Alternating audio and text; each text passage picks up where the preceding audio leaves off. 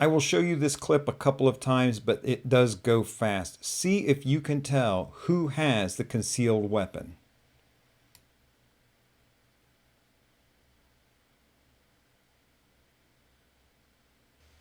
All right, here's a still image, the last frame of that video. I'm going to play that video again for you one more time. Take a look. Tell me, who has the concealed weapon?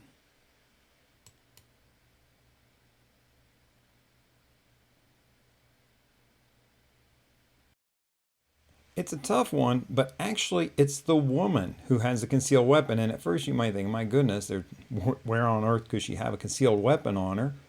Well, that's the point of the video. That's the point of the video. Let's take a look at it again and see how it unfolds. Here she is approaching the vehicle. Words are exchanged. Clearly she's upset, and there comes the handgun. Now I'm going to pause it right there. I don't think there's any need to show the shooting itself, but I will show you some still frames here of how it unfolded. You can see shell casings. You can see even a muzzle flash. That video was captured on a high-resolution city-owned camera, which in most areas makes it public record. I do have the public records mini course if you want to learn how to gain access to videos like this and a ton more. The city posted the images of the suspect and within 24 hours was inundated with her identity, and they did make the arrest on her. Here's an image of her shortly after being taken into custody, clearly having the worst day of her life. Just looking at the face, you can see the exhaustion, the reality. You know, how we behave out in the real world does have consequences. I don't judge this woman. It's not my job to judge her. We've all done things we regret. Clearly, this is a huge thing, and the victim, the male victim in the car, the driver, is going to suffer the consequences of that gunshot wound to one degree or another, probably for the rest of his life. So I'm not dismissing it.